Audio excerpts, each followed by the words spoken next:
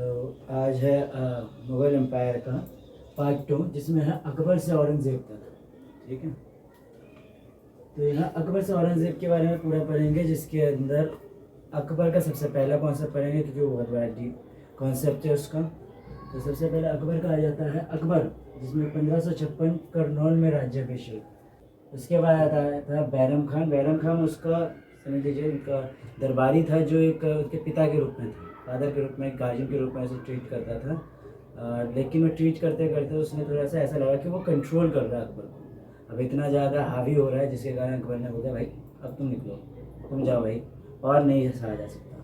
तो उसको फाइनली उसको कह दिया था, वो जो दरबारी था उसको फाइनली बर्खास्त कर दिया था। ठीक है, 1556 में हेमू और अफगान, यहाँ पर हेमू का नाम इसलिए आया क्योंकि लड़ाई की थी असल में पूरी सेना ने, पर क्रेडिट आता है शासक का। तो यहाँ पर हेमू और उस टाइम पर आने वाले जितने भी अफगान हैं उसको हराया गया था 1556 में, जो बहुत इंपॉर्टेंट है। इसे कहा जाता है पानीपत का दूसरा युद्ध। पानीपत का जो पहला युद्ध था वो बाबर ने लड़ा था, और ये पानीपत का सेकंड युद्ध था। 1556 में ये एंट्री लिया और फाइनली उसको राजा बना दिया गया। राज्याभिषेक हुआ था कन्नौज में, और फाइनली उसको अब राज्य बनाने के बाद अब जीत के साथ इंडिया का राजा बनाने के लिए कोशिश में लग गए। 1556 में अब वो जीत गया पानीपत का सेकंड युद्ध, और बैरम खान को उसके बाद हटाने के बाद उसने विस्तार की नीति अपनाई, वो भी मिडल इंडिया से, मध्य भारत से। तो मैंने बताया था कि बैरम खान को उसने हटा दिया क्योंकि वो थोड़ा ज़्यादा ही बाप बनने की कोशिश कर रहा था। तो उसने बोला भैया तुम जाओ यहाँ से, अब और नहीं होगा, मैं खुद से राजा बनूंगा। तो जब खुद से राजा बनने की कोशिश में आई तो सबसे पहले उसकी विस्तार की नीति थी, जैसे कि वो हर राजा करता है, विस्तार करता है, डेवलप करता है, ज़्यादा से ज़्यादा बाउंड्रीज बनाता है, वो अपनी बढ़ाता है। तो उसने भी वही किया, और उसने सबसे पहले स्टार्ट किया था मध्य भारत से। यहाँ पर 1566 का जिक्र आएगा। 1556 में वो बन गया राजा। अब 1564 की बात आती है, जिसमें गोंडवाना एरिया आता है नीचे, मिडल में एरिया आता है गोंडवाना। वहाँ उसने मुगल साम्राज्य में मिलाना स्टार्ट कर दिया। वो पहला था जिसमें उसने मिलाया था, जो विधवा दुर्गावती को हराया था। वहाँ पर एक उस टाइम पे क्वीन थी जो विधवा थी, जो उस टाइम पे गोंडवाना को संभाली हुई थी, तो उसको हराया, और 1564 में उसने मिला दिया। इसके बाद वो विस्तार की नीति आ रही थी, और धीरे धीरे वो सबको मिला रहा था। अब हर राजा का एक तरीका होता है कि या तो उस जगह के हराओ, मारो, अटैक करो, सेना दिखाओ, और फाइनली जीत लो। लेकिन यहाँ पर अकबर ने सोचा कि लड़ाई करके हमारे पैसे ज़्यादा वेस्ट होते हैं, हमारी आर्मी वेस्ट होती है, उनकी होती है, चलो यार उनका तो जाने दो, भागने, लेकिन अपना वाला वेस्ट होता है। तो उसने इस दिमाग लगाया कि क्या करना चाहिए। तो उसने किया विस्तार की नीति में सभी को मित्र बनाकर संघर्ष खत्म किया। दोस्त बना देते हैं सबको, फ्रेंडशिप, दोस्त बना लो। जब दोस्त बन जाएंगे या रिश्तेदारी में आ जाएंगे तो वो हम पे लड़ेंगे क्यों, हमसे लड़ेंगे क्यों, क्योंकि भाई अब वो रिश्तेदारी है, दोस्ती है। तो सबसे पहले आमेर की जगह पे किया था भारमल, राजा भारमल से सबसे पहले ये विवाह का कॉन्सेप्ट शुरू हुआ था। उसके बाद धीरे धीरे उनके जो मंत्री है, उनके जो दरबारी है, उनको भी करने के लिए कह दिए। तो इस तरीके से देखा जाए तो राजस्थान में ज़्यादा दोस्ती थे और ज़्यादा रिश्तेदारी थे, सिवाय मेवाड़ में छोड़कर। मेवाड़ का एक लंबा संघर्ष किया था, और उसके बाद चित्तौड़ को उसने जीत लिया था, और चित्तौड़ के बाद रणथंभौर भी जीत पाया। तो जो चित्तौड़ जीता था उसी का था कि एकमात्र जो किंग है उसने मना कर दिया था कि भैया मैं दोस्ती नहीं करूँगा, वो थे महाराणा प्रताप। तो इधर दिखाया जा रहा है कि महाराणा प्रताप प्रमुख विरोधी थे। एक यहाँ पर सबसे ज़्यादा दिखाया जाएगा अगर राजस्थान में, क्योंकि लगभग पूरा राजस्थान अकबर के साथ में हो लिया था, सिवाय महाराणा प्रताप को छोड़कर। 1570 तक लगभग पूरे राजस्थान को जीत लिया गया था। अब राजस्थान का एरिया देख लीजिए कितना ब्रॉड है, और उस टाइम पे और थोड़ा इसकी बाउंड्री खिंच गई थी, और उस पूरे राजस्थान को 1570 तक, जहाँ 1556 में वो राजा में बैठा, वो भी एक 13 साल का बच्चा, और उसके बाद यहाँ पर 1570 में आते आते उसने पूरा का पूरा राजस्थान जीत लिया। इसके बाद आ जाता है अफगान। अफगान का मीन्स होता है जो अफगानी लोग होते हैं, लेकिन अफगान की स्टार्टिंग का मतलब अफगान कहूँगा तो वो जगह में जहाँ अफगानी लोग अभी भी रह रहे थे, उनका ज़मीन थी या जागीरदारी लेकर रखे थे, या उनका वो अभी भी एज अ किंग बने हुए थे, उनकी बात की जाती है। तो यहाँ था गुजरात, जहाँ गुजरात में कुछ लोग अफगान अभी भी बचे हुए थे, बिहार, बंगाल, क्योंकि शेरशाह सूरी थे तो उस टाइम पर अफगानी लोग थे तो उनको जागीरदारी दी गई थी, ज़मीन दी गई थी। तो अकबर जब जैसे आया तो उसने जागीरदारी में कॉन्सेप्ट को चेंज कर दिया और उसने बोला जिसके पास भी जागीरदारी है तो भाई वो अपना अपना प्रूफ करके दिखाई दीजिए, अपना अपना लेखा जोखा दिखाइए। अब जिनके पास जागीरदारी थी उन्होंने लेखा जोखा करवाया ही नहीं, और जब लेखा जोखा नहीं करवाया तो वहाँ पर वो फंस गए और ऐसे लोगों को मुगल एम्पायर से हटाने लग गए कि भाई आप मुगल टेरिटरी में नहीं रह सकते। इसके कारण अफगान लोगों ने बगावत करनी चालू कर दी। तो 1572 में जंग शुरू हुई, लोगों ने बगावत किए, जैसे भी वो लगा सकते हैं उन्होंने टीम बनाई और कोशिश करते थे कि जगह जगह पे दंगे कर सके, बगावत कर सके।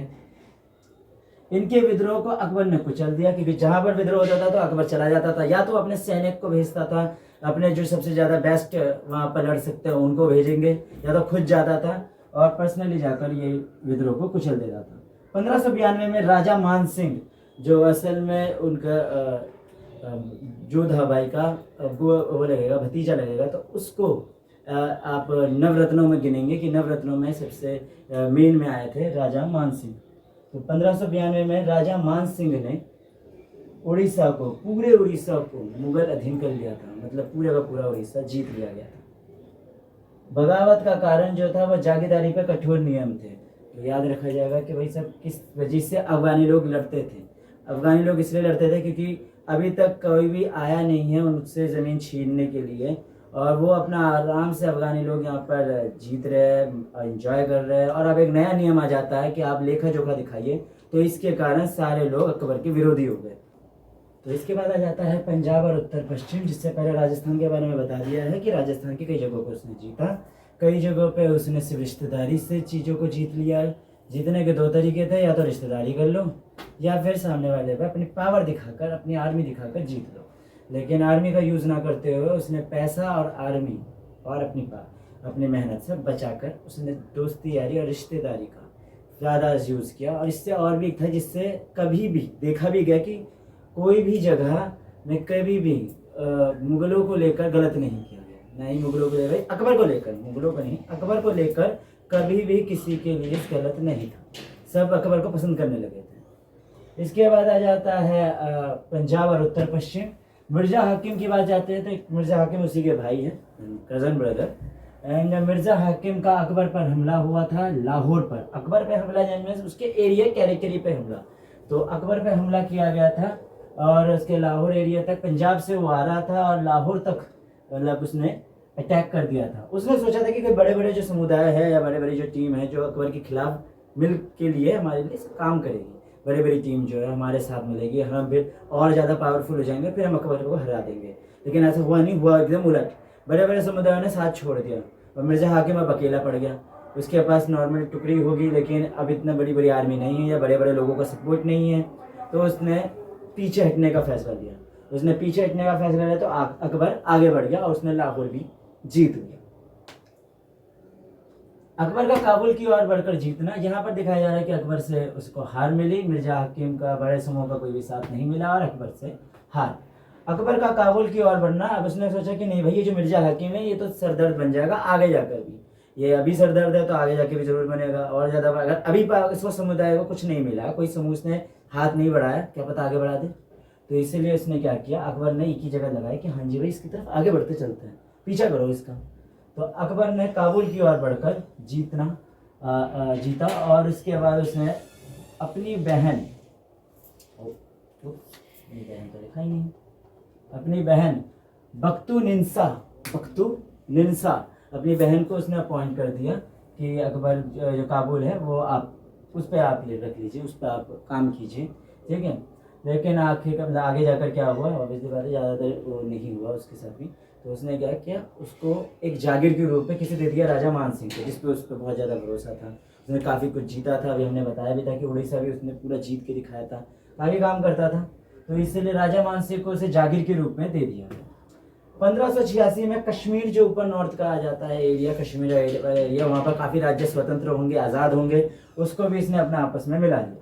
1590 में खाना को मुल्तान का, वहाँ पर ही है एरिया, वहीं पर नॉर्थ ईस्ट का एरिया है, नॉर्थ वेस्ट का एरिया है, वहाँ का गवर्नर नियुक्त कर दिया गया। तो रहीम खाना बहुत ज़्यादा डेडिकेटेड था, उसके पिता के बाद पिता को तो बर्खास्त कर दिया गया था और फिर वो हज चले गए थे क्योंकि उन्होंने लगा कि भाई मैंने अकबर के खिलाफ काम किया। उसके बाद उन्होंने अपना जो भी गिल्टी फील है वो हद चले गए, लेकिन उनके बेटे ने बहुत ही ज़्यादा डेडिकेशन के साथ काम किया। उनको यहाँ पर मुल्तान का गवर्नर नियुक्त किया गया। बहुत ज़्यादा और भी था कि उसको भी काफ़ी फेसेस करने पड़ते थे कि वहाँ के एरिया के जो लोग हैं वो पसंद नहीं कर रहे हैं, तो उनको भी उसे दबाना पड़ता था। खैर वो चलता ही रहता है। लेकिन 1595 तक ना 1595 तक उत्तर पश्चिमी का जितना एरिया है, मतलब अफगानिस्तान उस टाइम पे इंडिया का ही पोर्शन था, मतलब इंडिया तो ऐसे नहीं गिना जाता था, कोई बाउंड्रीज नहीं थी ऐसे। तो वो जो पूरा का पूरा नॉर्थ ईस्ट का एरिया आ जाता है, जैसे इंडिया से ऐसे पंजाब, पंजाब को पूरा पाकिस्तान वाला एरिया, फिर उधर से सिंध वाला एरिया, फिर सिंध से पीछे फिर आपका पूरा अफगानिस्तान वाला एरिया, वो टोटल का टोटल एरिया फाइनली जीत भी आ गया। 1595 तक पूरे उत्तर पश्चिम क्षेत्र को मुगल सल्तनत में मिला लिया गया। ये थी अकबर की बढ़ती हुई ताकत, जिससे वो अपनी अपनी टेरिटरी को बस बढ़ाते चले जा रहा था। इसकी विस्तार नीति थी जो मध्य भारत से स्टार्ट हुई और अब उत्तर पश्चिम में गया। इसके बाद आ जाएगा दक्कन, जो नेक्स्ट आपके वीडियो में मैं कवर करूँगा। तो अभी के लिए ये वीडियो